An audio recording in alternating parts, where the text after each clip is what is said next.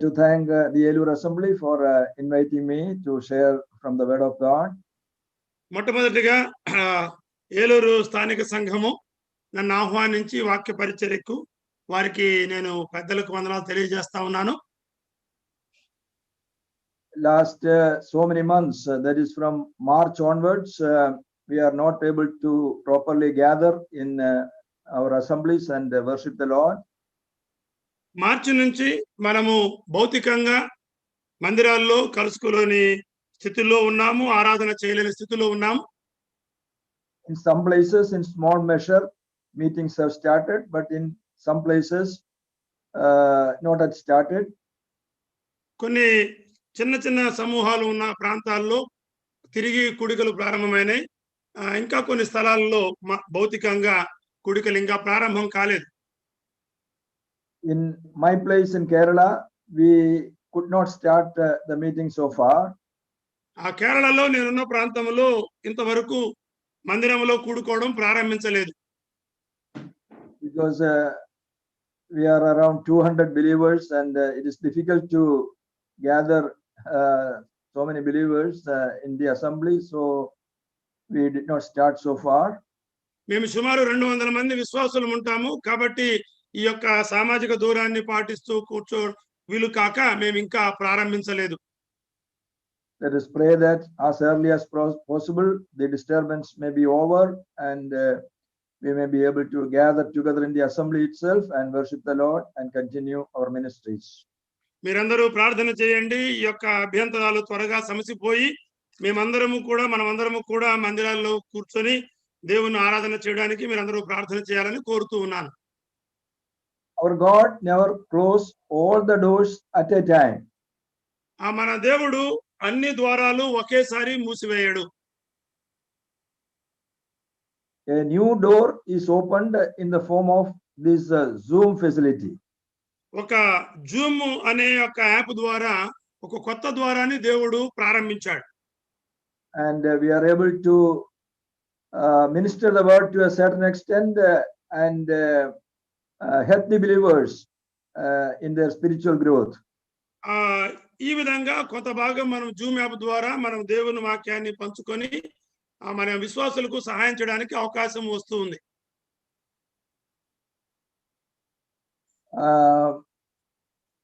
I would like to speak about some of the lessons we can study from this COVID-19 pandemic. ఈ COVID-19 అనే మహమ్మారి ఉన్న సందర్భంలో నేను దీనిలో నుంచి కొన్ని ఆత్మీయమైన పాఠాలు ధ్యానం చేయాలని ఆశపడతా ఉన్నాను.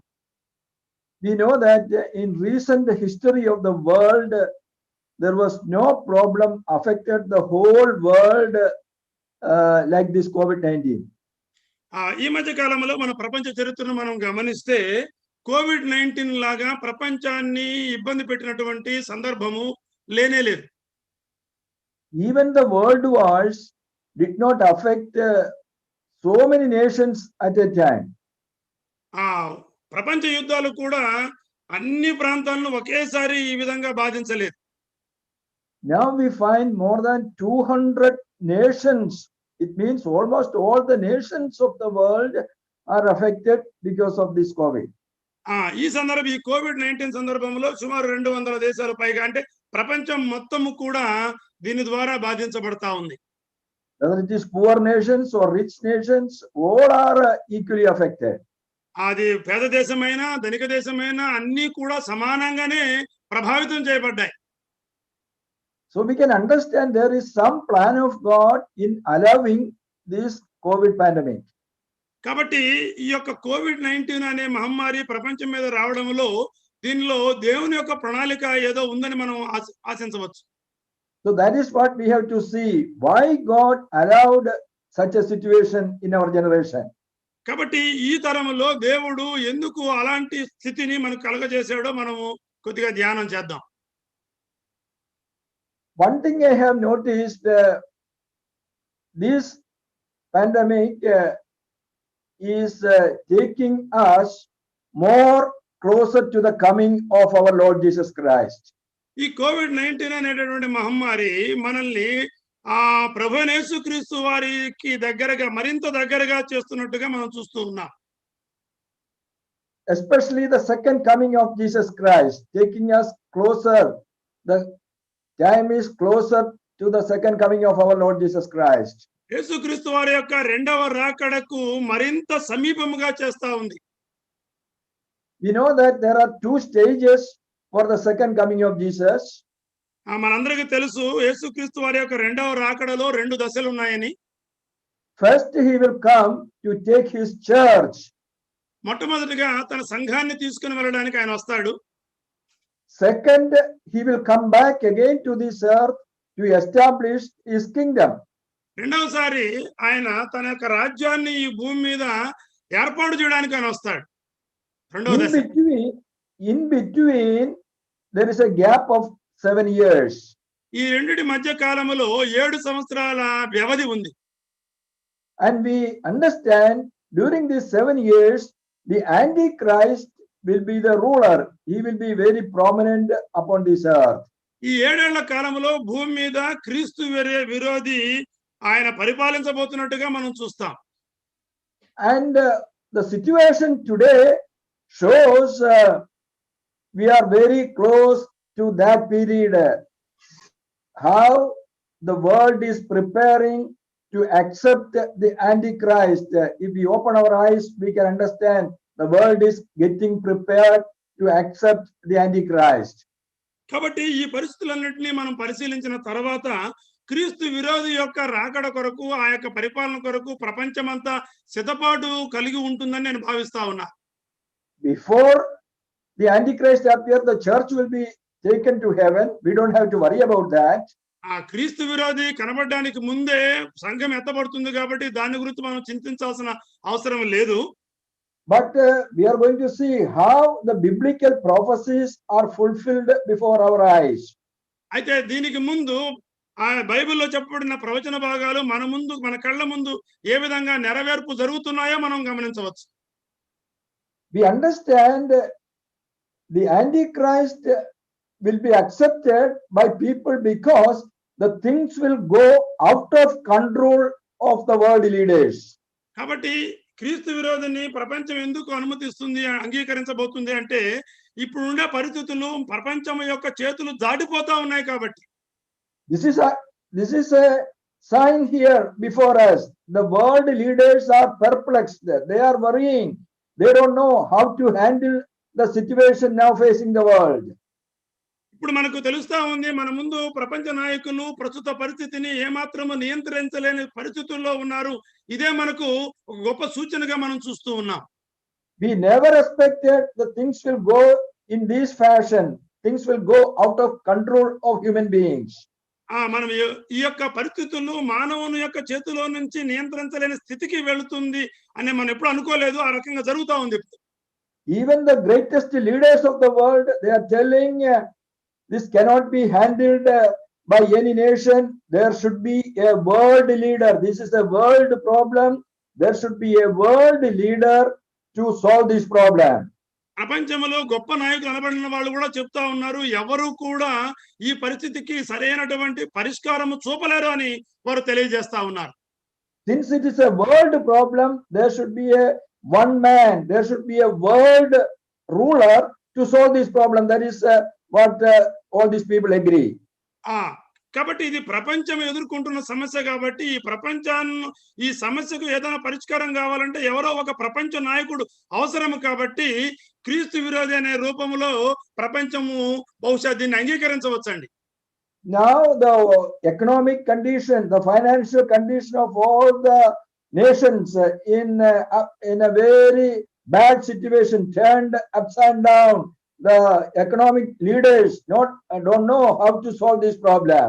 ప్రపంచంలో అన్ని దేశాల యొక్క ఆర్థిక పరిస్థితులు చాలా ఎత్తుపల్లాలతో ఇబ్బందికరమైన పరిస్థితులుగా ఉన్నాయి కాబట్టి ఈ పరిస్థితులు కూడా ఎవరు నియంత్రించలేకపోతా ఉన్నారు. So openly, very openly, world leaders are telling now, if somebody can solve these problems, we will accept that person. కాబట్టి ప్రపంచ నాయకులు చెప్తా ఉన్నారు ఈ సమస్యకి ఎవరైనా పరిష్కారం చూపించగలిగితే మేము వారిని అంగీకరిస్తామని వారు స్పష్టంగా బహిరంగంగా తెలియజేస్తా ఉన్నారు. We don't know exactly whether this is the time or not. This COVID is the exact time. But one thing we know, some situation like this, now we understand how all the world situation can turn upside down. We have got a taste of that situation by this COVID. We don't set any date. This time, exact time, Antichrist appear. We don't set any date, but now we know what will be the situation. We got a taste of the situation. కాబట్టి ఈ COVID-19 పరిస్థితుల్లో ఖచ్చితంగా ప్రభు యొక్క రెండవ రాకడను ఆ తేదీని ఖరారు చేస్తుందని నేను చెప్పటం లేదు. కానీ మెట్టుకు ఇలాంటి పరిస్థితుల ద్వారానే ప్రభు యొక్క రెండవ రాకడ మనకు బహు సమీపముగా ఉందని మనకు స్పష్టమవుతా ఉంది. So the Antichrist will appear when all the world situation in turmoil, in confusion. He will come with a solution for the world solution. That is why everyone will accept that Antichrist. క్రీస్తు విరోధి యొక్క ఆయన కనిపించే ఆయన బహిర్గతం అయ్యే సమయం ఎప్పుడంటే ప్రపంచం అంతా కూడా పెద్ద సమస్యల్లో ఇరుక్కుని పోయి ఇబ్బంది పడుతూ ఆర్థిక పరిస్థితులన్నీ కూడా అప్స్ అండ్ డౌన్స్ అవుతున్న సందర్భంలో దీనికి పరిష్కారము చూపించే ఒక ప్రపంచ నాయకుడే బహుశా ఆ క్రీస్తు విరోధి కావచ్చు. So this is an indicator to show us we are getting closer, we are nearer the coming of our Lord Jesus Christ. For us, the coming of our Lord Jesus, that is more important.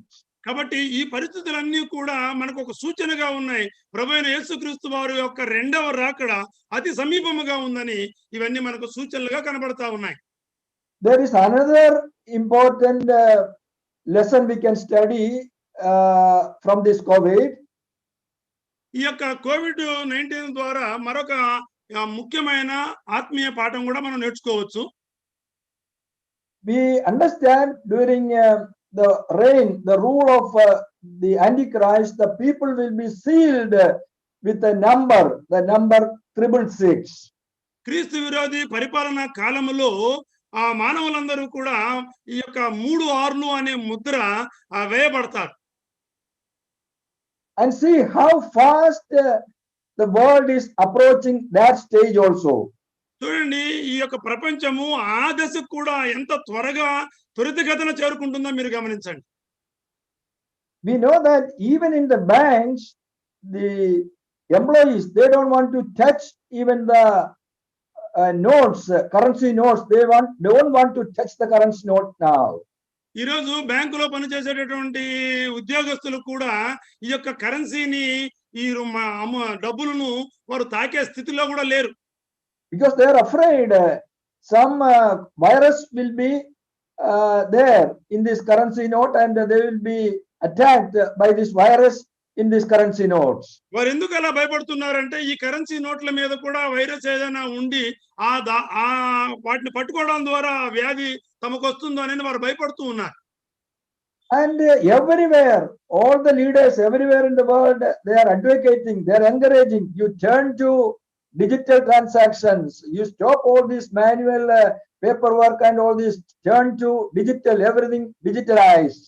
ఆ ప్రపంచంలో అందరూ కూడా ఈ యొక్క కరెన్సీని వాడకుండా అందరూ కూడా డిజిటల్ విధానంలో ద్వారా బ్యాంకింగ్ ను చేయాలని అందరూ కూడా ప్రపంచ నాయకులు అందరూ కూడా ప్రబోధిస్తూ ఉన్నారు.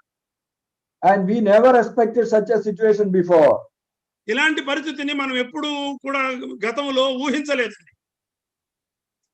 But see, we are forced, even uneducated people, they are forced to use some sort of digital methods to do the transactions.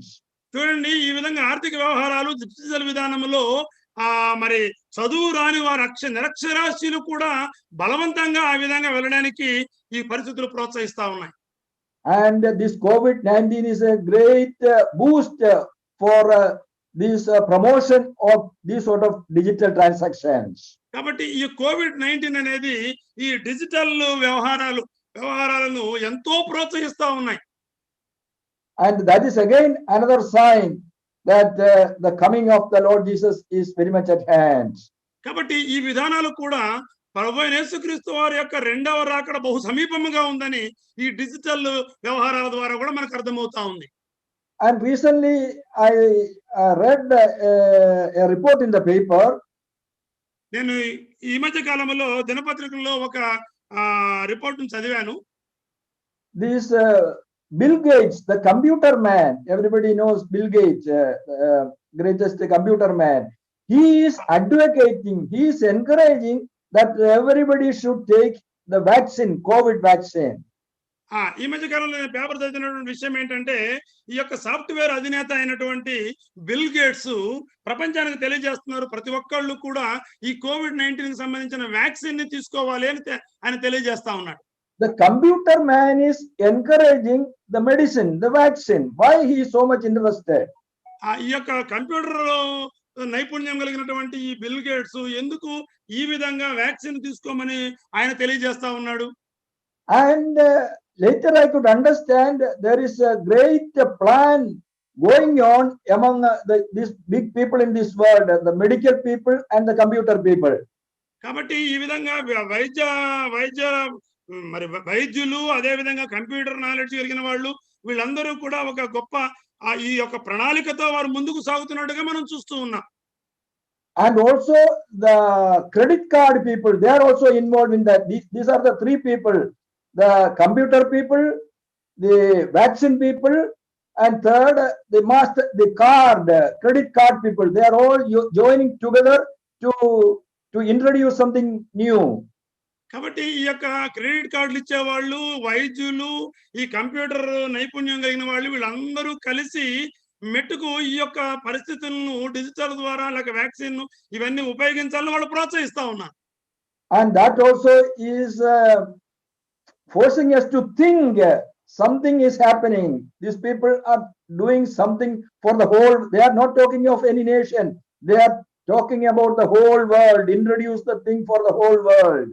కాబట్టి వీరు మాట్లాడుతున్న విధానాన్ని అన్నిటిని బట్టి చూస్తే వీరు ఒక ప్రపంచాన్ని మొత్తాన్ని ఉద్దేశించి ఒక ప్రణాళికతో ముందుకు సాగుతున్నట్టుగా మనకు అర్థమవుతా ఉంది.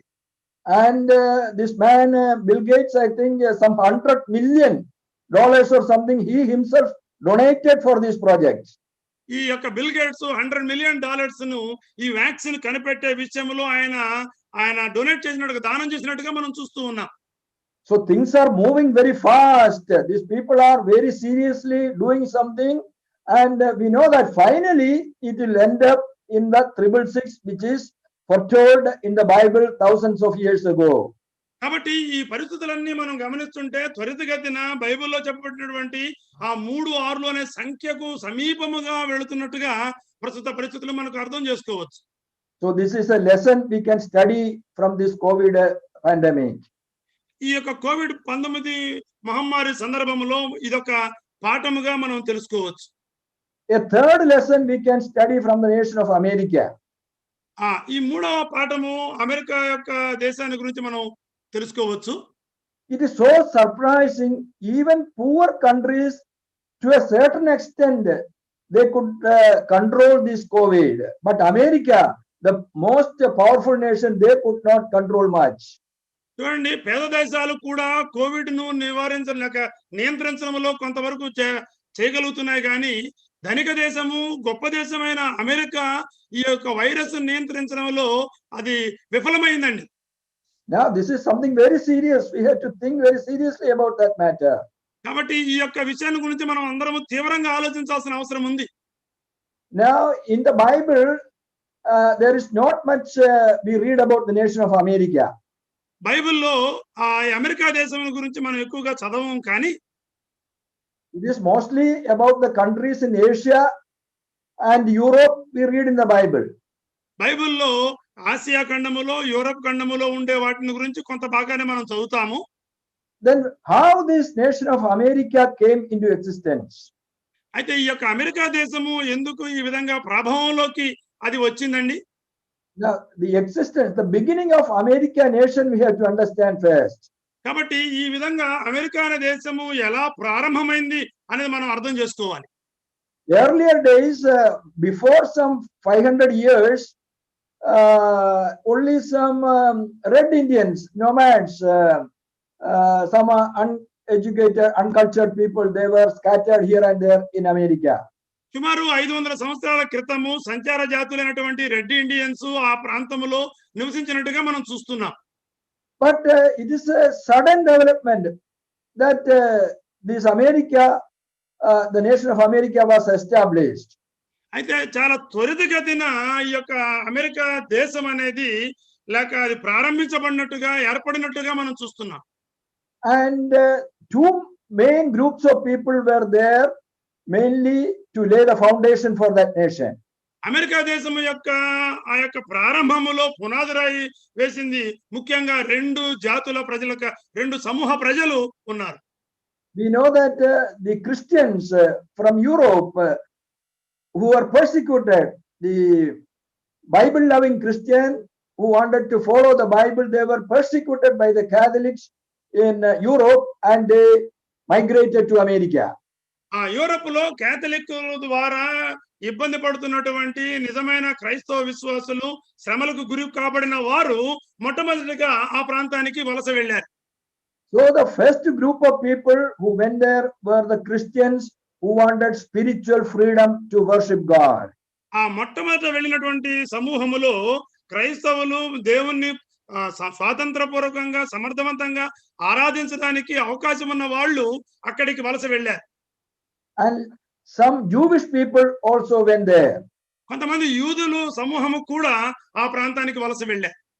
But later in the Second World War, when Hitler persecuted the Jewish people, lot of Jews migrated to America.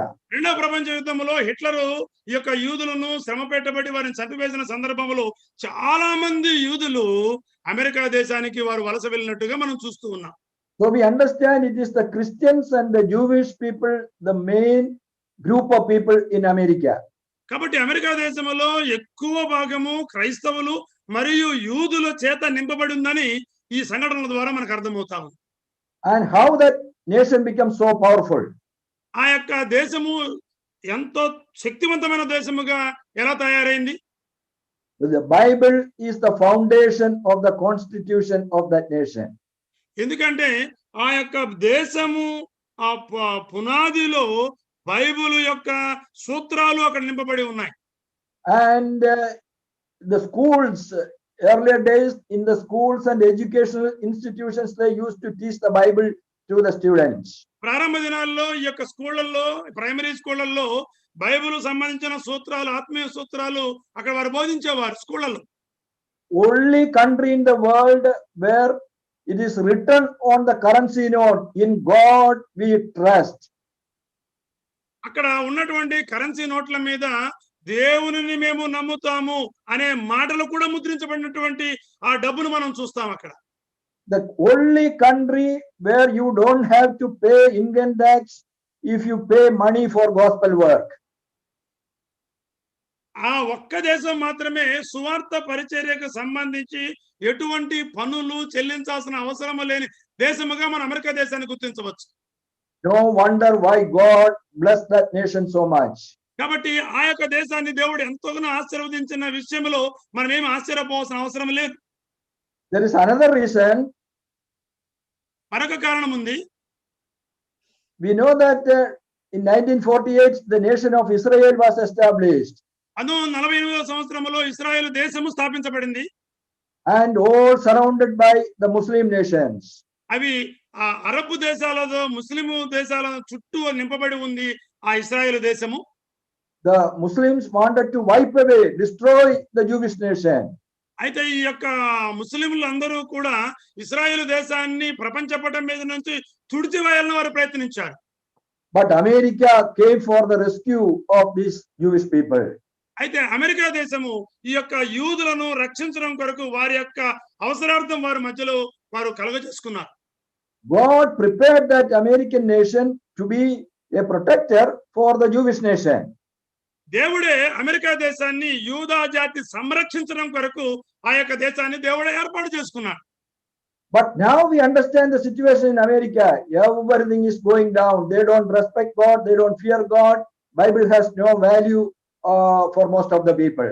అయితే ఇప్పుడు అమెరికా దేశం యొక్క పరిస్థితిని మనం గమనిస్తే అక్కడ వారు దేవుణ్ణి వారు గౌరవించటం లేదు, బైబిల్ వాక్యాలు చెప్పటం లేదు. అంతా వారు ఇదంతా పరిస్థితి అంతా వ్యతిరేకమైపోయి దేవునికి వ్యతిరేకమైన సిద్ధాంతాలు బోధించే దేశంగా తయారైంది. When they feared God, when they honored God, God honored them and made them very powerful. But now they are dishonoring God. వారు ఎప్పుడైతే దేవుణ్ణి గణపరిచారో దేవుడు కూడా ఆ దేశాన్ని ఆశీర్వదించారు. ఎప్పుడైతే వారు దేవుణ్ణి అగౌరవపరుస్తా ఉన్నాడో వారి యొక్క దేశ పరిస్థితి కూడా నానాటికి క్షీణించిపోతా ఉంది. So there should be a stage when they should start falling. There should be a decrease in their power. That should happen at one stage. కాబట్టి వారు ఆ విధంగా ప్రవర్తించడం వలన ఏదో ఒక దశలో వారి యొక్క దేశము కూడా ఆ కృంగుబాటు కలిగి క్షీణించిపోయే దశ ప్రారంభమైనట్టుగా మనం చెప్పవచ్చు. I read some other reports. నేను మరొక వివరణ కూడా చదివాను. We know that most of the very rich people in America, they are Jewish people. అమెరికాలో ఉండే ధనికమైన ప్రజలు చాలా భాగము యూదుల ప్రజలే. We know the Jewish people, they are always longing. They want to go back to their own country. మనందరికీ తెలుసు ప్రపంచంలో ఉండే యూదులంతా కూడా తిరిగి వారి దేశానికి వారు వెళ్ళే యొక్క ఆసక్తిలో ఉన్నారు. But the Jewish people in America, they thought this country is a peaceful country, good country. We will stay here only. America దేశంలో ఉండే యూదులు మాత్రం ఏమనుకుంటున్నారంటే ఆ యొక్క అమెరికా దేశము శాంతి సమాధానాలు కలిగిన ధనకమైన దేశం కాబట్టి మనం ఇక్కడే ఉందామని వారు అనుకుంటున్నారు. But now they started rethinking. అయితే వారు తిరిగి పునరాలోచన చేయడం ప్రారంభించారు అమెరికా దేశంలో ఉండే యూదులు. See this America nation, they are not even to deal with a pandemic, a virus. What security is there in this nation? They start rethinking. కాబట్టి వారు ఏం ఆలోచిస్తున్నారంటే ఈ అమెరికా గొప్ప ఘనమైన దేశము ఈ COVID-19 నియంత్రించలేకపోతుంది కనుక ఈ దేశంలో మనకు ఎటువంటి భద్రత ఉంటుందని వారు పునరాలోచించడం ప్రారంభించారు. And some of the rich business people, Jewish people, they are planning to go back to their own country with their money, with their business. కాబట్టి కొంతమంది ధనిక వ్యాపారవేత్తలైనటువంటి యూదులు వారు ఏం ప్రణాళిక వేశారంటే తిరిగి వారు ఇశ్రాయేలు దేశానికి వెళ్ళడానికి వారు ప్రణాళికలు వేసుకుంటున్నారు. So this is biblically, that is correct. God will bring the Jewish people from all nations. This is one method. This is an incident to shake up the Jewish people in America. కాబట్టి బైబిల్లో దేవుని యొక్క ప్రణాళిక ప్రకారము ప్రపంచంలో చెదరగొట్టబడినటువంటి యూదా ప్రజలందరూ తిరిగి వారు సమకూర్చబడి ఇశ్రాయేలు దేశం వెళ్ళడం అనేది దేవుని ప్రణాళికలోని భాగమే. If the Jewish people go from America, what will happen? యూదా ప్రజలు అమెరికా నుంచి వెళ్ళిపోతే అక్కడ ఏం జరుగుతుంది? America will become less powerful. Their power will be going down, and Israel will become richer and richer. ఆ విధంగా యూదా ప్రజలు అమెరికా దేశాన్ని విడిచిపోయినట్లయితే అమెరికా దేశం యొక్క శక్తి నానాటికి బలహీనమైపోతుంది. ఇశ్రాయేలు దేశము నానాటికి శక్తివంతమైన దేశంగా అభివృద్ధి చెందిన దేశంగా మారుతుంది. See, that is also biblically it is correct. The prophecy is being fulfilled. The fig tree will blossom. America, the Jewish nation will become more and more rich. That is biblically correct. కాబట్టి బైబిల్లో చెప్పిన ప్రవచనాల ప్రకారము నెరవేర్పు ప్రకారము అంజూరపు చెట్టు తిరిగి చిగురిచ్చి అభివృద్ధి పొందుతుందన్నటువంటి ప్రవచనము కూడా నెరవేర్పును మనం ఈ విధంగా మనం చూడవచ్చు. So I mentioned at least 3 incidents from the secular history to show that the coming of our Lord Jesus Christ is very much at hand. కాబట్టి లౌకిక సంబంధమైనటువంటి విషయాలలో నేను 3 ముఖ్యమైన సంగతులు మీకు ఎందుకు తెలియజేశానంటే ఈ సంఘటనల ద్వారా ప్రభువైన యేసుక్రీస్తు వారి యొక్క రెండవ రాకడ బహు సమీపముగా ఉందని ఈ యొక్క లౌకిక చరిత్ర ద్వారా మనం అర్థం చేసుకోవచ్చు. First, we have seen the world is preparing to accept the Antichrist. మొట్టమొదటిగా మనం చూసాము ప్రపంచమంతా క్రీస్తు విరోధిని అంగీకరించడానికి సిద్ధమవుతా ఉంది. And second, we have seen that the world is preparing to accept the 666 seal on their bodies, on their forehead or their hands. రెండవదిగా మనం చూస్తూ ఉన్నాం బైబిల్ గ్రంథంలో చెప్పినటువంటి క్రీస్తు విరోధి కాలంలో 3 అనే సంఖ్య మానవుని యొక్క నుదుటి మీద వేయించుకోవడానికి కూడా ప్రపంచం సిద్ధపడతా ఉంది. And third, we have seen that America slowly going to diminish its power, whereas Jewish nation will flourish, increase in power. మూడవదిగా మనం చూస్తున్నాం శక్తివంతమైన అమెరికా దేశము నానాటికి శక్తిహీనంగా తయారవుతా ఉంది. ఈ యొక్క ఇజ్రాయెల్ దేశము అంతకంతకు అభివృద్ధి చెందుతున్నటువంటిది కూడా మనం చూడవచ్చు. This is the fulfillment of the word of God. ఇది దేవుని యొక్క వాక్యపు నెరవేర్పుగా మనం చూస్తూ ఉన్నాం. In which religious books in the world we can get this sort of information?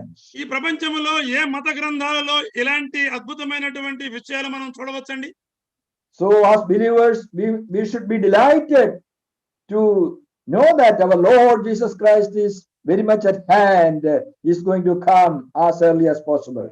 కాబట్టి ఈ ప్రపంచంలో దేవుని బిడ్డలమైన మనమందరం కూడా మనం గమనించాల్సిన విషయం ఏంటంటే దేవుని యొక్క రెండవ రాకడ బహు సమీపముగా ఉంది అని మనము ఈ విషయం ద్వారా అర్థం చేసుకోవచ్చు. So this is not just a knowledge. Our head knowledge is not enough that Jesus is coming. ఇది కేవలము మనకు సంబంధించిన ఈ యొక్క జ్ఞానము యేసుక్రీస్తు వారు వస్తున్నారని కేవలము ఒక జ్ఞాన సంబంధమైన విషయంగా మనం తెలుసుకోవాల్సిన విషయం కాదు. కానీ This is time for us to wake up from our slumber, from our sleep. అయితే మనము అలసత్వాన్ని విడిచిపెట్టి మనము మేల్కోవడానికి ఇది ఒక మేల్కొలుపుగా మనం అర్థం చేసుకోవాలి. If we truly believe that Jesus is coming, what is our immediate responsibility? అయితే మనము యేసుప్రభు వారు తిరిగి త్వరగా రాబోతున్నాడు అని తెలుసుకున్న సందర్భంలో విశ్వాసులుగా మన బాధ్యతలు ఏమిటి? That is what, as a second section of my message, I want to deal with.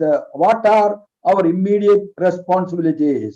కాబట్టి ఈ సందర్భంలో విశ్వాస యొక్క బాధ్యతలు ఏమిటో తెలుసుకోవాలని నాకు ముఖ్యంగా ఈ రెండవ అంశముగా నేను మాట్లాడాలని ఆశపడతా ఉన్నాను. First of all, shall we turn to First John, Epistle of John, chapter 3. యోహాను వ్రాసిన మొదటి పత్రిక 3వ అధ్యాయం మనం చూద్దామండి. John's Epistle, chapter 3 and verse 2 and 3. 2-3 వచనాలు నేను చదువుతాను brother. Shall I read brother? Yeah. You can read. యోహాను వ్రాసిన మొదటి పత్రిక 3వ అధ్యాయము 2-3 వచనాలు చదువుతున్నాను. జాగ్రత్తగా వినండి అందరూ. ప్రియులారా, ఇప్పుడు మనము దేవుని పిల్లలమై ఉన్నాము. మనమిక ఏమవుదామో అది ఇంకా ప్రత్యక్షపరచబడలేదు గాని ఆయన ప్రత్యక్షమైనప్పుడు ఆయన ఉన్నట్లుగానే ఆయనను చూతుము గనుక ఆయనను పోలియుందుమని ఎరుగుదుము. ఆయన యందు ఈ నిరీక్షణ పెట్టుకున్న ప్రతివాడును ఆయన పవిత్రుడై ఉన్నట్టుగా తన్ను పవిత్రునుగా చేసుకొనును. Have you seen what is the immediate responsibility of those who wait for the coming of the Lord Jesus? యేసుక్రీస్తు వారి యొక్క రెండవ రాకడ కొరకు ఎదురు చూసే వారి యొక్క ముఖ్యమైనటువంటి బాధ్యత ఏంటో మీకు అర్థమైందా? We have to be holy as our Lord Jesus is holy. మన తండ్రి అయిన దేవుడు ఏ విధంగా పవిత్రుడై ఉన్నాడో మనము కూడా పవిత్రులంగా ఉండాలి. In verse 2 we read about our Lord Jesus Christ is coming, and when he appears we shall be like him. మనం రెండవ వచనం చదువుతున్నాం. ప్రభువైన యేసుక్రీస్తు వారు ప్రత్యక్షపరచబడతారు, మనము ఆయనలాగా ఉంటాము, ఆయన పోలియుందుమని మనం ఎరుగు ఉన్నామని మనం చూస్తున్నాం. That is our final stage. That is when the Lord Jesus Christ literally come. ఆయన ప్రభువైన యేసుక్రీస్తు వారు రెండవ రాకడలో ఆయన అక్షరార్థంగా వచ్చినప్పుడు ఇది మనకు జరగబోయేటటువంటి పరిస్థితి. But in verse 3 we read about our immediate today's responsibility. We read in verse 3. మూడవ వచనంలో మనం చూస్తున్నామంటే ఆయన రాకడకి నిరీక్షణ పెట్టుకున్న మనము వెనువెంటనే చేయవలసిన పని ఇక్కడ మూడవ వచనంలో మనం చూస్తున్నాం. This is regarding the subject of holiness. The holiness is the main subject mentioned in these two verses. ఈ రెండు వచనాలలో పవిత్రత అనే విషయాన్ని గురించి ప్రాముఖ్యంగా వ్రాయబడిందని మనం తెలియజేస్తున్నాను. As the Lord Jesus Christ is going to come back, our immediate responsibility is concentrate on holiness. కాబట్టి ప్రభువైన యేసుక్రీస్తు వారి యొక్క రాకడ సందర్భములో మనము పరిశుద్ధత లేక పవిత్రత విషయంలో మనము శ్రద్ధ వహించాలి. In the Bible we read at least some 5 types of holiness. Bible గ్రంథములో సుమారు 5 రకాలైన పవిత్రతల గురించి మనం చదువుతాం. We must have some rough idea, little idea about that. Otherwise, we will confuse which holiness is mentioned in this portion, that portion. We will be confused. మనకు వాటిని గురించినటువంటి కొంత వివరణగానే తెలిస్తే మనకు బాగుంటుంది. లేకపోతే ఇక్కడ వ్రాయబడిన పవిత్రత దేనికి సంబంధించింది అనేటటువంటి సందేహము, ఇబ్బంది మనకు కలగొచ్చండి. For example, here we find in verse 2 one holiness, in verse 3 another holiness. What is the difference? We may have that sort of doubts. ఇక్కడ 2వ వచనములో ఒక రకమైన పవిత్రత ఉంది, మరి 3వ వచనములో మరొక పవిత్రత ఉంది. ఈ రెండిటి మధ్య తేడా ఏంటో మనము ముందుగా గమనించాలి. So let us just see what are the 5 types of holiness mentioned in the Bible. అయితే మొట్టమొదటిగా బైబిల్ గ్రంథములో వ్రాయబడినటువంటి 5 రకాల పవిత్రతలు ఏందో మనం తెలుసుకుందాం. I'm not sure. Maybe when I visited your assembly, maybe I mentioned, but as the situation, as per the context, let me repeat it again. ఒకవేళ మీ సంఘానికి నేను వచ్చినప్పుడు దీని గురించి నేను మీకు బోధించానేమో నాకు తెలియదు, కానీ ప్రస్తుత సందర్భంలో ఈ 5 రకాల పవిత్రతల గురించి మనం తెలుసుకోవాల్సిన అవసరం ఉంది. The first holiness is God's absolute holiness. God is holy. మొట్టమొదట పవిత్రత ఏంటంటే దేవుని యొక్క అది నిజమైనటువంటి సంపూర్ణమైనటువంటి పవిత్రత. The second one is the created holiness is of God. God is creating Adam and Eve. God is creating the angels as holy. That is created holiness. అది రెండవదిగా చూస్తే సృష్టింపబడినటువంటి పవిత్రతగా మనం చూస్తా ఉన్నాం. Example, Adam and Eve, angels. దానికి ఉదాహరణ ఏంటంటే ఆయన ఆదాము హవ్వలను లేక దూతలను ఆయన సృజించాడు. And the third one is a sinner when accept the Lord Jesus Christ, God declare that person as holy. ఎప్పుడైతే ఒక పాపి ప్రభువైన యేసుక్రీస్తు వారి యందు నమ్మకము లేక విశ్వాసం ఉంచుతాడో అతని గురించి ప్రభువు వారు ఇతను పవిత్రుడయ్యాడని ఆయన ప్రకటన చేస్తాడు. అది 3వ రకమైన పవిత్రత. The fourth one is a believer in his or her practical life, when they do some sin, they should confess that. They should repent about the sin and reject that sin. Then they will grow in holiness. That is known as progressive holiness.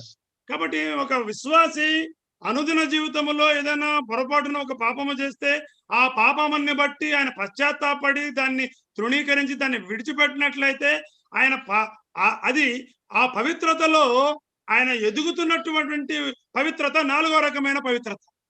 That is what we read in verse 3 here. అదే మనం 3వ వచనములో చదువుతున్నటువంటి మాట. And the fifth one is when the Lord Jesus Christ comes back, we will be like him. Our holiness will be complete. 5వ పవిత్రత ఏంటంటే ప్రభువైన యేసుక్రీస్తు వారు తిరిగి వచ్చిన తర్వాత ఆయన సమక్షంలో మన యొక్క పవిత్రత సంపూర్ణ పరచబడేటటువంటి పవిత్రత 5వ రకమైన పవిత్రతగా మనం చూస్తున్నాం. That holiness is in verse 2. ఆ పవిత్రతను గురించి మనం 2వ వచనంలో మనం చూస్తా ఉన్నాం. I hope the matter is clear. నేను అనుకుంటున్నాను ఈ విషయం మీకు 5 రకాల పవిత్రత అనే విషయం మీకు అర్థమైందని నేను భావిస్తా ఉన్నాను. Now, how we can purify ourselves? How we can progress in our holiness? మనం ఏ విధంగా మనల్ని మనం పరిశుద్ధపరచుకోవచ్చు? ఈ పవిత్రతలో మనం ఏ విధంగా అభివృద్ధి పొందవచ్చు? If we read 2 Corinthians chapter 7, 2వ కొరింథీ పత్రిక 7వ అధ్యాయాన్ని మనం చదివినట్లయితే verse 1, 7వ అధ్యాయము 1వ వచనం అండి. కొరింథీ 2వ పత్రిక 7వ అధ్యాయము 1వ వచనం. shall I read, brother? yeah. ప్రియులారా, మనకు ఈ వాగ్దానములు ఉన్నవి కనుక దేవుని భయముతో పరిశుద్ధతను సంపూర్తి చేసుకొనొచ్చు శరీరమునకును ఆత్మకును కలిగిన సమస్త కల్మషము నుండి మనలను పవిత్రులుగా చేసుకొందము. So here also this is progressive holiness. మనం గమనిస్తున్నాం ఈ యొక్క పవిత్రతలో మనము ఎదిగేటటువంటి ముందుకు కొనసాగేటటువంటి పవిత్రతగా మనం చూస్తూ ఉన్నాం. On the basis of the COVID pandemic, we can understand this in another way. ఈ కోవిడ్-19 మహమ్మారి సందర్భంలో దీని మరొక కోణంలో కూడా అర్థం చేసుకోవచ్చు. In the COVID, the medical team, the medical experts are suggesting 3 remedies. ఈ కోవిడ్-19 సందర్భంలో వైద్య నిపుణులు 3 రకాలైనటువంటి పరిష్కారాలు మనకు చెప్తా ఉన్నారు. They say that if you practice 3 things, we can control this COVID. వారు ఏం చెప్తున్నారంటే ఈ 3 విషయాలు మీరు చేస్తే మనం కోవిడ్-19 ను నియంత్రించవచ్చు అని చెప్తున్నారు. The number 1 is washing, break the chain or washing, sanitizing. ఆ మొట్టమొదటిగా చూస్తే మన చేతులు కడుక్కోవాలి లేక శానిటైజ్ చేసుకోవాలి అని మొట్టమొదటి పరిష్కారం చెప్తున్నారు. Now when we come to our spiritual life also, that is very much applicable. మన ఆత్మీయ జీవితానికి వచ్చినట్లయితే ఈ కడుక్కోవడం అనేది చాలా చక్కగా మనం అన్వయించుకోవచ్చు. In order that we may not be affected by spiritual virus, spiritual washing is needed. కాబట్టి ఆత్మ సంబంధమైన ఈ క్రిములు మనల్ని సంధించినప్పుడు ఆత్మ సంబంధంగా మనం కడుక్కోవాల్సిన అవసరం ఉందండి. When we believed in the Lord Jesus Christ, we were washed by the blood of Jesus Christ. ప్రభువైన యేసుక్రీస్తు వారిని నమ్మిన సందర్భంలో మనం యేసుక్రీస్తు రక్తములో మనం కడగబడతాం. That is once for all. That is not to be repeated. అది ఒక్కసారి జరుగుతుంది, అది మరలా జరిగే కార్యక్రమం కాదు. But there is repeated washing. That is washing by the word of God, by the help of the Spirit of God. అయితే ఆత్మ పరిశుద్ధాత్మ సహాయముతో దేవుని వాక్యము ద్వారా మనము కడుగబడుతూనే ఉండాలి. So that is what is mentioned here, washing by the word of God. అందుకని అంటున్నాడు దేవుని వాక్యము చేత మనము కడుగబడాలని ఇక్కడ వ్రాసిన మాటలుగా మనం చూస్తున్నాం. If we want to lead a healthy spiritual life, washing, frequent washing is needed. ఆత్మీయమైనటువంటి ఆరోగ్యకరమైనటువంటి ఆత్మీయ జీవితాన్ని మనం జీవించాలంటే మనము తరచుగా వాక్యముతో మనము కడుగబడాలి. Now, if the verse start having these promises, వాగ్దానం ఉండు గనుక, you have some promises if you wash. కాబట్టి ప్రియులారా మనకి ఈ వాగ్దానములు ఉన్నాయి. ఇలాంటి వాగ్దానం దేవుని భయముతో పరిశుద్ధతను సంపూర్తి చేసుకోవాలని వాగ్దానాలు మనం చూస్తున్నాం. That వాగ్దానం, that promises we read in the previous chapter, chapter 6. 6వ అధ్యాయములో ఈ వాగ్దానాలు మనం చదివాము. Now, it is written there in chapter 6. Towards the end of chapter 6, we read those promises. 6వ అధ్యాయం చివరిలో ఈ యొక్క వాగ్దానాలు మనం చదివాము. I'm not going to take those promises now for want of time. సమయాభారం వలన ఆ యొక్క వాగ్దానాన్ని తిరిగి నేను చదవటం లేదు, నేను చెప్పటం లేదు. But there are so many promises, there are so many blessings promised if we practice this washing. ఈ విధంగా మనం కడుక్కున్నట్లయితే ఈ వాగ్దానాలకు సంబంధించిన చాలా ఆశీర్వాదాలు ఉన్నాయని నేను తెలియజేస్తా ఉన్నా. We will grow in spiritual life. మనం ఆత్మీయంగా మనం ఎదిగే వారంగా ఉంటాం. So that is very, very important. If we follow this, there is so many promises God is going to give us. That is what is mentioned here. అనుసరించినట్లయితే దేవుడు ఎన్నో వాగ్దానాలు మనకు ఇస్తూ ఉన్నాడు, వాటిని నెరవేరుస్తున్నాడు మన పట్ల. Now, who should wash themselves? ఎవరు ఈ విధంగా వారిని వారు కడుక్కుంటారండి? Let us, it is mentioned here, let us cleanse ourselves. కాబట్టి మనల్ని మనమే పవిత్రులుగా మనం చేసుకుందాము అనే మాట మనం చూస్తున్నాం. See, మనలను మనమే, it is our responsibility. కాబట్టి మనల్ని మనమే పవిత్రులుగా చేసుకోవాల్సిన బాధ్యత మన మీద ఉందండి. So many believers are satisfied by the declaration of God. When you believe in Jesus, God declare a person holy. చాలా మంది విశ్వాసులు ఆ యొక్క ప్రభువును నమ్ముకున్న తరుణంలో మనము పవిత్రులుగా చేయబడ్డాము అనే విషయం మీద చాలా మంది సంతృప్తంగా ఉన్నారు. But the Bible doesn't say that.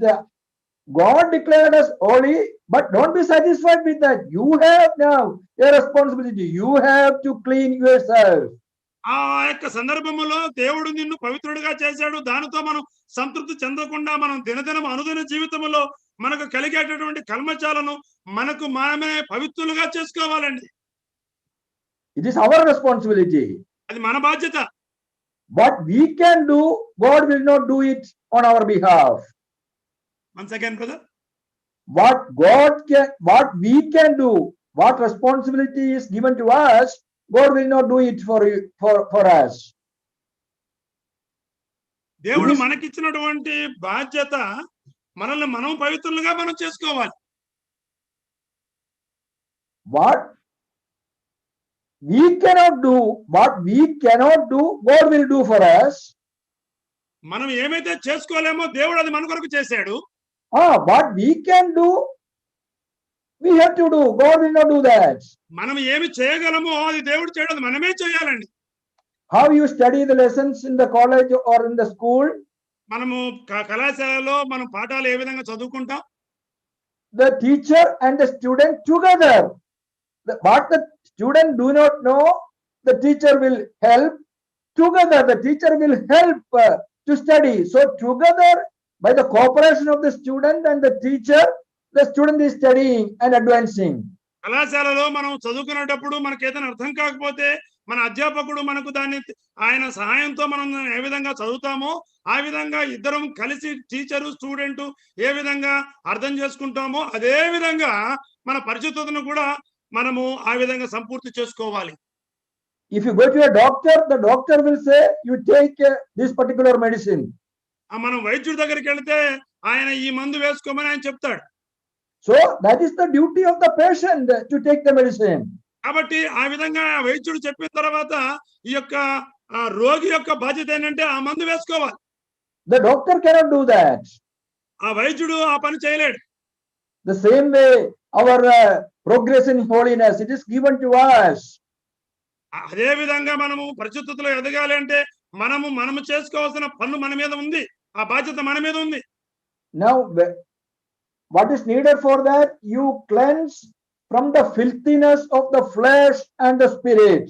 కాబట్టి మనము శరీరమునకును ఆత్మకును కలిగిన సమస్త కల్మషము నుండి మనలను మనమే పవిత్రులుగా చేసుకోవాలి. There are so many sins that affect our bodies, our flesh. కాబట్టి చాలా పాపాలు మన శరీరాన్ని అదే విధంగా చాలా పాపాలు మన యొక్క పరిశుద్ధతను లేక మనసును పాడు చేసేవి ఉన్నాయి. So both we have to examine ourselves and confess that before God. కాబట్టి ఈ రెండిటిని మనము దేవుని సన్నిధిలో వాటినన్నిటిని ఒప్పుకోవాలి. But why many believers are not taking it seriously? అదే ఎందుకు చాలా మంది విశ్వాసులు దీన్ని తీవ్రంగా ఆలోచించడం లేదు? See what is written, perfecting holiness in the fear of God. కాబట్టి దేవుని భయముతో పరిశుద్ధతను సంపూర్తి చేసుకోవాలని రాయబడి ఉంది. That is the problem. There is no fear of God. ఇక్కడ ఏంటంటే దేవుని భయము లేకపోవడం వల్ల విశ్వాసులు ఈ పనులు చేయడం లేదు. They don't understand whatever the sins we do, there is a God in heaven who is watching all these things. మనం ఏమైతే ఈ లోకంలో పాపాలు చేస్తున్నామో దేవుడు చూస్తున్నాడనే భయం మనం కలిగి ఉండాలి. So such people, they will take it seriously and cleanse themselves. కొంతమంది విశ్వాసులు ఈ విషయాన్ని అవగాహన కలిగి ఉండి ఆ పాపముల నుంచి వాళ్ళు పవిత్రులుగా చేసుకుంటూ ఉన్నారు. And they are the people who grow or who progress in holiness. ఆ విధంగా చేసుకున్నటువంటి విశ్వాసులు వారి యొక్క విశ్వాస జీవితంలో ఆత్మీయ జీవితంలో ఎదిగేవారుగా ఉన్నారు. And they conform to the image of Jesus Christ as far as possible. కాబట్టి వారు సాధ్యమైనంత వరకు క్రీస్తు యొక్క సమరూపానికి వారు మార్చబడతానే ఉన్నారు. 100% it may not be possible, but to a great extent it is possible we conform to the image of Jesus. కాబట్టి 100% ఆ విధంగా క్రీస్తు సమరూపానికి మార్చబడకపోయినా చాలా వరకు ఆయన సమరూపానికి మనం మార్చబడతాం ఈ విధంగా పరిశుద్ధతను సంపూర్తి చేసుకుంటూ ఉంటే. So this is one important lesson from the COVID-19. Use washing, break the chain for a holy, healthy spiritual life. కాబట్టి COVID-19 మహమ్మారి సందర్భంలో ఈ విధంగా మనం పరిశుద్ధతను సంపూర్తి చేసుకుని మన జీవితంలో ఏదైనా తప్పిపోయిన సందర్భాలు ఉంటే మనం వాటిని సరి చేసుకోవాల్సిన బాధ్యత మనకు మొట్టమొదటిగా ఉందని మొట్టమొదటిగా మనం తెలియజేసుకుంటూ ఉన్నాం. When the doctors ask us to wash, we take it very seriously because there will be punishment or we may get the virus. We take it very seriously. But the heavenly doctor, our God, is asking to wash. We take it very silly. We neglect it. లోక సంబంధమైన వైద్యులు ఈ విధంగా మనము కడుక్కోవాలంటే మనం దాన్ని చాలా తీవ్రంగా ఆలోచించి శ్రద్ధ వహించి మనం కడుక్కుంటున్నాం. కానీ పరలోకపు వైద్యుడు మనకు ఈ విషయం చెప్పినప్పుడు మనం నిర్లక్ష్యం వహిస్తున్నాం. మనల్ని మనము ఆత్మ సంబంధంగా కలిగినటువంటి కల్మషాలు కడుక్కోవడం లేదు. Now coming to the second lesson, రెండవ పాఠానికి వచ్చినట్లయితే, now we know that the medical people, they are asking us to use the mask to prevent the COVID. రెండవదిగా మనం చూస్తే ఒక మూతికి ముక్కుకు ఒక మాస్క్ వేసుకోమని వారు చెప్తా ఉన్నారు. So what is the spiritual lesson we can study from here? ఈ యొక్క మాస్క్ లో నుంచి మనం నేర్చుకోవాల్సిన ఆత్మీయ పాఠం ఏంటండి? Now the mask is to cover our nose and our mouth. ఈ యొక్క మాస్క్ మన ముక్కును మన నోటిని మనం అడ్డంగా పెట్టుకోవడానికి ఉపయోగపడతా ఉంది. We know that in the spiritual life also our mouth, especially our tongue, is to be used very, very carefully. కాబట్టి ఆత్మ సంబంధంగా మనం ఆలోచించాల్సింది మన నాలుకను మనం చాలా జాగ్రత్తగా ఉపయోగించాలి. We must study to use spiritual mask around our mouth. కాబట్టి ఆత్మ సంబంధమైన మాస్క్ ని మన నోటికి అడ్డంగా ఉంచుకోవాలి. The believer should understand the significance of the tongue that God has given us. విశ్వాసులు దేవుడు మనకు ఇచ్చిన నాలుకన యొక్క ప్రాముఖ్యతను మనం గమనించాలి. Since there is not much time, not taking all the portions connected with the tongue. ఈ యొక్క నాలుకకు సంబంధించినటువంటి అన్ని వచన భాగాలు నేను తీసుకోవడం లేదు, కానీ but we understand the beginning of the church in Acts chapter 2. Just think of the beginning of the church in Acts chapter 2. అపోస్తలుల కార్యముల గ్రంథం 2వ అధ్యాయములో సంఘం యొక్క ప్రారంభములో మనం కొన్ని మాటలు చూడొచ్చు. Now Acts chapter 2 and verse 3, what do we read? అపోస్తలుల కార్యముల గ్రంథం 2వ అధ్యాయము 3వ వచనములో మనం ఏం చదువుతామండి? చూడండి, అపోస్తలుల కార్యముల గ్రంథం 2వ అధ్యాయం 3వ వచనం. We read about మరియు అగ్ని జ్వాలల వంటి నాలుకలు విభాగింపబడినట్టు. Okay, for one time being it is enough. Agni jwala vandi naluga. See the first sign in the early church, first church. ప్రారంభ సంఘములో మనం చూస్తున్నాం అగ్ని జ్వాలల వంటి నాలుకలు అనే మాట చూస్తున్నాం. The Holy Spirit is coming in the form of cloven fiery tongue. కాబట్టి పరిశుద్ధాత్మ దేవుడు ఈ భూమి మీదకి ఎలా వస్తున్నాడు? అగ్ని జ్వాలల వంటి నాలుకల ద్వారా వస్తున్నాడు. Can't God come in the form of some other organ of our body? మరొక శరీర అవయవ భాగం ద్వారా రావచ్చు కదా. Some other organ, why the tongue only? Why not some other organ? మరొక అవయవం ద్వారా రావచ్చు, కానీ ఎందుకు నాలుక ద్వారానే వస్తున్నాడు?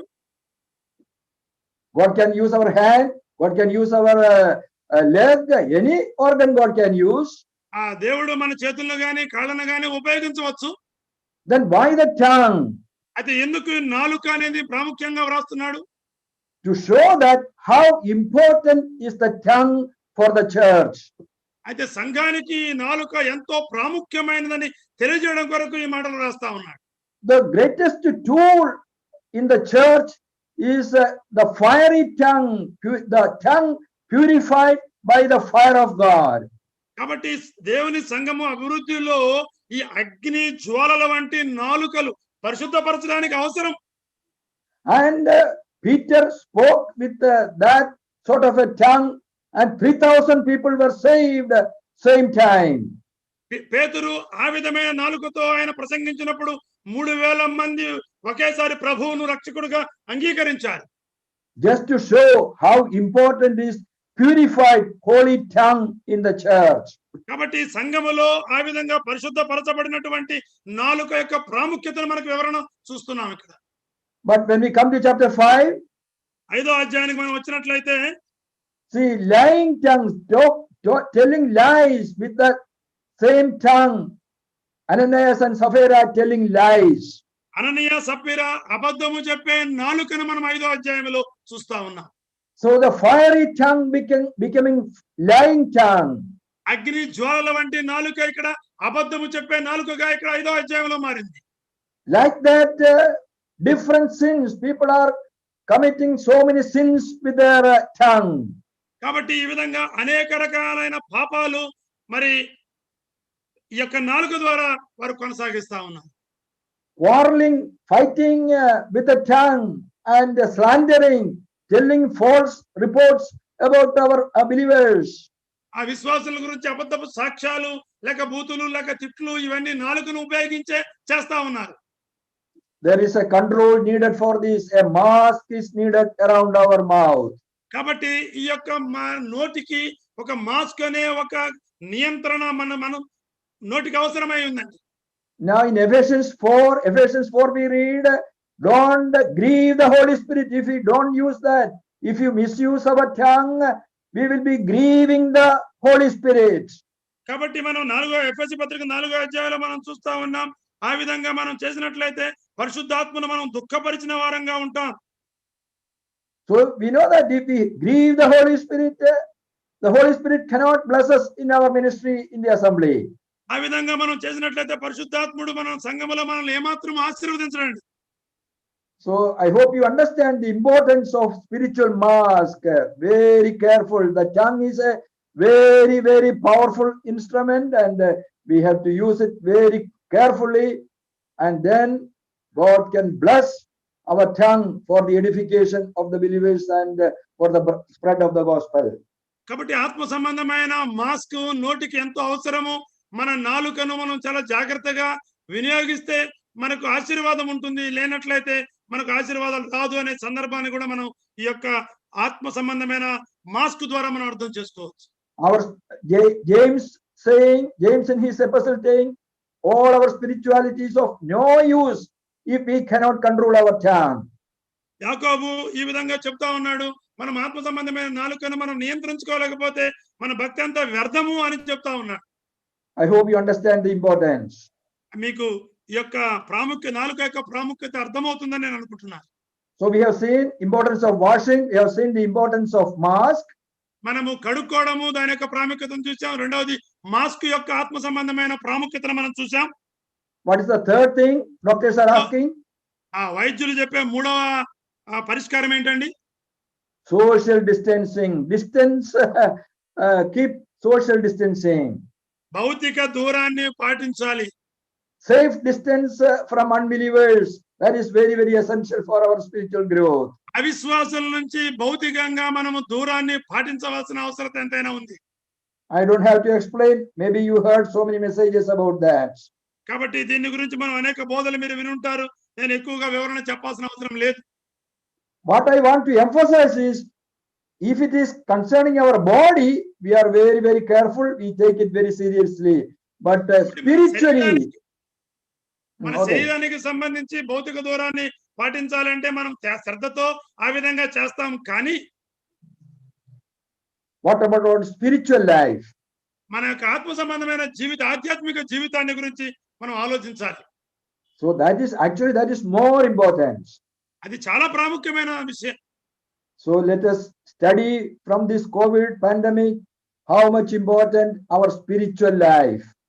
ఆ యొక్క COVID-19 మహమ్మారి సందర్భంలో మనం ఆత్మ సంబంధమైన జీవితం ఎంత ప్రాముఖ్యమైనదో మనం తెలుసుకోవాలి. The Lord's coming is at hand. ప్రభువైన యేసుక్రీస్తు వారి యొక్క రాకడ బహు సమీపంగా ఉంది. And we have seen some of the incidents that is happening in the world to show the Lord Jesus is very much at hand. ప్రపంచంలో మన చుట్టూ జరుగుతున్నటువంటి పరిస్థితులు మనం గమనిస్తే ప్రభువైన యేసుక్రీస్తు వారి యొక్క రాకడ బహు సమీపంగా ఉందని మనకు అర్థమవుతా ఉంది. So let us wash ourselves by the word of God. Let us use a spiritual mask. Let us keep social distancing. Let us grow in holiness, progress in holiness. దేవుని వాక్యము ద్వారా మన యొక్క జీవితాలను కడుక్కోవాలి. అదే విధంగా ఆత్మ సంబంధమైన మాస్క్ ను మన నోటికి ఉపయోగించుకోవాలి. అదే విధంగా అవిశ్వాసులకి భౌతికంగా దూరంగా ఉండి ఆత్మీయ జీవితంలో దినదినము మనం ఎదిగే వారంగా ఉండాలి. Oh, the Lord Jesus is very much at hand. Let us wait for his coming. ఆ ప్రభువైన యేసుక్రీస్తు వాని యొక్క రాకడ బహు సమీపముగా ఉంది. Once again, I thank the assembly for this opportunity. అందరికీ మరొకసారి వందనాలు. నేను మరొకసారి ఈ విధంగా నాకు అవకాశం ఇచ్చినటువంటి స్థానిక సంఘ పెద్దలకు విశ్వాసులకు నేను వందనాలు తెలియజేస్తా ఉన్నా. Okay, thank you. Thank you. Right, మనం ఇంతవరకు బ్రదర్ వి మాథ్యూ గారు COVID-19 సందర్భంగా చక్కటి సందర్భానుసారంగా ఆ సంఘానికి అవసరమైనటువంటి ఆత్మీయమైన సంగతులు తెలియజేశారు. మనము నిజమే మన చుట్టూ జరుగుతున్నటువంటి పరిస్థితులను గమనిస్తే ప్రభువైన యేసుక్రీస్తు వారి యొక్క రెండవ రాకడ బహు సమీపముగా ఉంది. అదేవిధంగా లోక సంబంధంగా COVID-19 నుంచి వైద్యులు చెప్పినటువంటి ఈ 3 సూత్రాలను మనం చక్కగా పాటిస్తున్నాం. అలాగే పరలోకపు వైద్యుడు కూడా ఆత్మ సంబంధమైన ఈ 3 పరిష్కార మార్గాలను కూడా మనం శ్రద్ధతో వహిస్తే మనం పరిశుద్ధతను సంపూర్తి చేసుకొని నానాటికి దినదినము పవిత్రతలో మనం ఎదిగే వారంగా ఉంటామని మనం జాగ్రత్త వహించాలని, ప్రభువు రాకడ సమీపముగా ఉందని మరొకసారి దేవుని దాసుల ద్వారా మనం హెచ్చరించబడుతున్నాం. కాబట్టి మనందరం జాగ్రత్త వహించి మనం కడుక్కుంటూ పరిశుద్ధపరచుకుంటూ దేవుని రాజ్యం కొరకు, దేవుని రాకడ కొరకు ఎదురు చూచే వారంగా ఉండాలని, మన చుట్టూ ఉన్నటువంటి నశించిపోయే ఆత్మలకు సాధ్యమైనంత ఎక్కువ సువార్తను ప్రకటించాలని మన మీద ఆ బాధ్యత ఉందని మనం తెలియజేయడం జరిగింది. మరి ఈ యొక్క కూడిక సహోదరులు ప్రసాద్ గారు ప్రార్థనతో ఆ యొక్క కూడికను ముగించుకుందాం. సహోదరులు ప్రసాద్ గారు ప్రార్థన చేయాలని ప్రేమతో మనం చేస్తా ఉన్నాం. ప్రార్థన చేసుకుందామండి. కృపగలిగిన మా ప్రియ పరలోకపు తండ్రి, నాయన మీకు వందనాలు స్తోత్రాలు చెల్లించుకొనిచున్నాం. నాయన మరి మరొకసారి ఈ COVID-19 సందర్భంగా దాసులు విమాతి గారి ద్వారా మీరు అనుగ్రహించిన చక్కని మాటలను బట్టి వందనాలు. మా జీవితాల్లో ఏవి అవసరమో వాటిని మాకు తెలియజేశారు. అందుని బట్టి మీకు వందనాలు స్తోత్రాలు చెల్లించుకుని ఉన్నాం. నాయన ఈ జూమ్ మీటింగ్ ద్వారా వాక్యాన్ని వింటున్న ప్రతి ఒక్కరిని దీవించి ఆశీర్వదించండి.